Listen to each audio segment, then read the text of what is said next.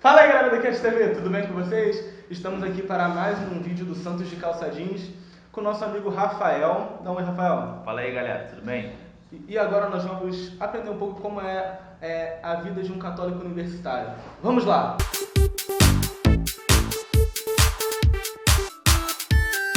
Então, Rafael, eu queria saber, né, como é que é a sua vida, não exatamente como mas no ramo de quem faz medicina.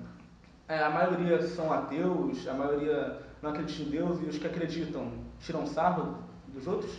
Então, é uma coisa um pouco complicada essa vida, porque dentro da faculdade você vai ter uma série de pessoas diferentes, com pensamentos diferentes, com ideologias diferentes. Então, você tem que respeitar exatamente como cada pessoa é, o pensamento delas, os sentimentos, a fé que cada um tem e assim por diante. Então, ser um católico dentro da faculdade, às vezes de medicina, no meu caso em si, acaba sendo um pouco diferente. É muito diferente porque, por exemplo, a maior parte dos católicos na minha faculdade, eles não têm a intenção de dar o primeiro passo, de querer evangelizar, de querer mostrar assim, eu sou católico, o evangelho é uma coisa que me atrai muito, é uma coisa que eu quero fazer com que você, que é meu amigo Mateus, que traga você para dentro da igreja, que a gente tenha essa iniciativa. É uma coisa que não é muito vista dentro da minha faculdade e seria uma coisa muito importante. Outras religiões em si fazem isso com grupos e tal, só que esses grupos às vezes são um tanto quanto, entre aspas, mal vistos por parte do grupo, né, da faculdade, porque não acredita em Deus, não acredita em qualquer que seja a religião que está ali sendo colocada em prática. Então, às vezes, eles acabam sendo um grupo segregado, não sei se é por isso ou não, que você não tem uma iniciativa maior dos católicos. Só que, por exemplo, na nossa faculdade, a gente tem aulas sobre, por exemplo, relação médico-paciente, que lida com morte, que lida com a alma, que lida exatamente como vai estar o paciente. Então, você tem que se pôr no lugar do paciente. Então, assim, mesmo você sendo católico, às vezes o seu paciente não é. Então, você tem que exatamente fazer isso, tem que respeitar a fé do outro. Tem que respeitar o paciente, então você tem que se colocar no lugar dele, porque às vezes ele pode ser um doente crônico, ou um doente em fase terminal. Um doente crônico é aquele que tem uma doença crônica, uma hipertensão, que é a pressão alta, que você vai ter que tratar ao longo da vida inteira. O paciente terminal que tem na fase final da vida com câncer ou alguma doença mais grave, por exemplo.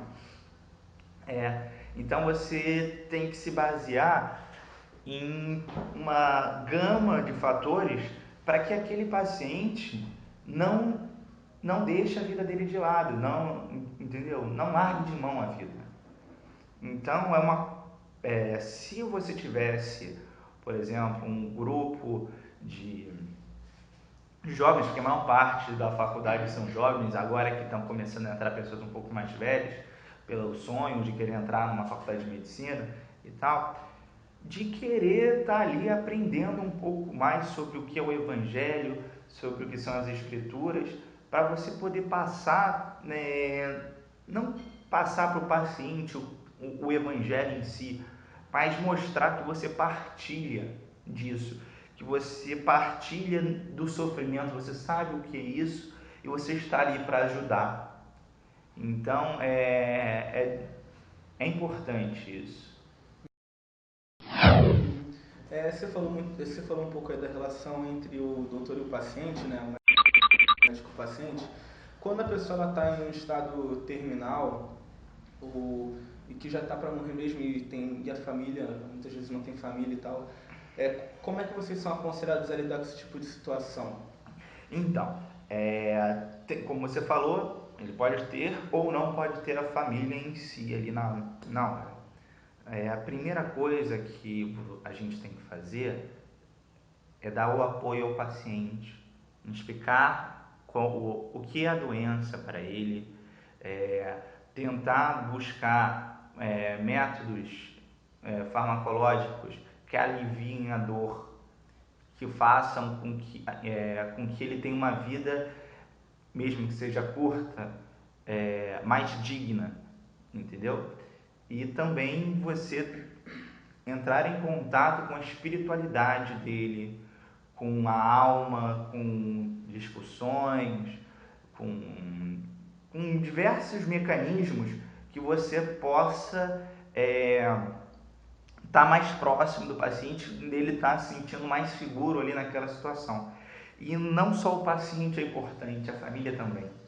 Então todo o apoio familiar ali é de extrema importância. A família está ali para rezar, para orar, para dar um puxão de orelha de vez em quando.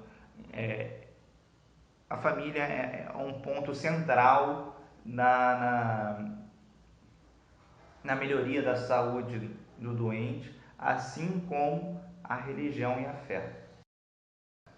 Então, Rafael, nós já conversamos no nosso grupo Jovem Show e você já teve um momento de que um paciente o próximo morreu, né? Você viu, teve um paciente ali onde você estava que morreu, né? Não, então, não foi muito bem assim. Tiveram dois pacientes em si, uma no meu quarto período e outra agora no meu sexto período, que foram muito importantes no meu crescimento de fé. Primeiro foi exatamente a do quarto período, que, como eu estava falando, às vezes você tem essa distância, esse distanciamento entre a fé e a ciência e a medicina, a faculdade.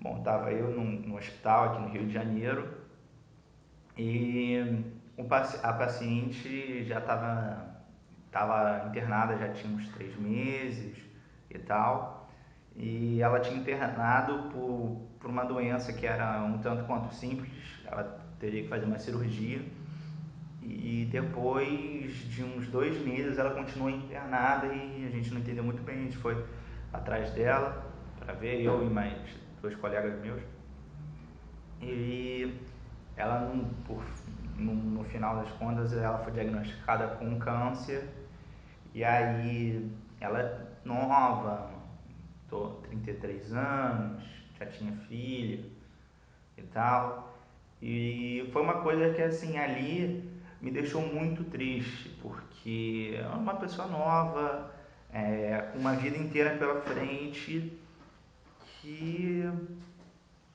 poderia simplesmente acabar. E ela viu, nesse momento estava só eu e ela dentro do leito, e ela viu que eu fiquei abalado. E aí ela falou: meu filho, eu não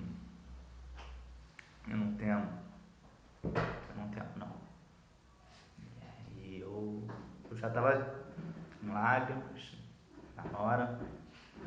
Aí ela apontou para a parede.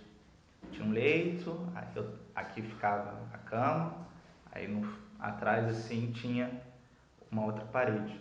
Aí aqui tinha um cartazinho. Era o Salmo 23.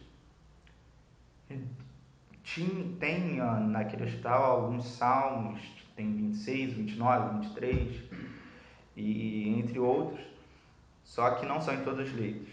E eu não esperava que ela tivesse apontado para o salmo, e ela recitou o salmo para mim ali na hora. E é um salmo que para mim toca muito a minha alma, e naquele momento eu não consegui, eu chorei muito, porque mesmo com qualquer dificuldade, provação que você tenha, você ainda tem Deus ali para te sustentar. Então ali eu não esperava, é um local que eu não esperava ter nenhum crescimento na minha fé, na minha espiritualidade, foi um ponto crucial para mim crescer, para eu crescer. Então esse foi o primeiro caso. E o segundo foi de uma menina agora no sexto período, que na minha idade, 23, eu tenho 22, vou fazer 23 agora, a menina tinha 23 anos. E foi diagnosticada com um tipo de leucemia. E a gente não conseguia lugar nenhum para ela ser transferida, porque no hospital que a gente estava não tinha serviço de hematologia, que estuda doenças do sangue, né? A gente não conseguia transferir nem para o Hemorrio, nem para outro serviço que tenha um pessoal que trabalhasse com hematologia. E durante uma semana eu fiquei muito mal, rezando muito por ela, porque, poxa, a minha idade, mãe, já. E aí eu orei muito. Pedi orações no grupo do WhatsApp, do grupo Jovem Show. E foi muito difícil lidar com um paciente da minha idade com uma doença tão grave. E em torno de 5 dias depois, a gente tentando as transferências, a gente conseguiu a transferência para o hospital do Fundão, né? O Clementino Fraga Filho, e ela foi transferida, graças a Deus, para um lugar que tinha hematologia. E aí fez eu me aproximar mais de Deus, rezar um pouco mais o terço. Então, esses pacientes que você conviveu com, que tiveram em situações mais críticas, eu posso dizer, né? Uhum. Eles tiveram que ter um contato maior com Deus porque o ser humano, eu acredito que o ser humano seja assim, né? A gente consegue se aproximar mais de onde nós confiamos, né? Que é Deus no momento que a gente mais precisa, que é no desespero, que a gente não sabe o que fazer e nós temos que apelar para Deus, né? Exatamente. Então, né, o Salmo 23 é aquele, né, por mais que eu caminhe no vale da sombra da morte, não temerei mal algum, pois o Senhor está comigo. Mais ou menos assim. Uhum. Então, eu queria te agradecer então por esse testemunho, por essa entrevista do Santos de Calçadinhos, né, muito comovente. E eu queria agradecer a todos que assistiram a Cat TV Show. Temos propagandas para fazer, Matheus? Falam de novo! Da nossa página. Curta a nossa página na Cat TV, Cat TV lá no Facebook. Tem a página dos católicos também, curtam lá. E também nós temos... Cliquem aqui em gostei. Dá o gostei, que ajuda muito. E compartilha, né? Quem compartilha evangeliza. E é isso aí, galera. Valeu. Quem gostou, compartilha mesmo. Clica no gostei e até a próxima. Para vestibular já? Vai ficar no PIN? No busão. Ela ocupa 2 lugares. Ela fala assim, pô, como é que a pessoa chega assim, né? Ela quer sentar e esmaga a pessoa do lado.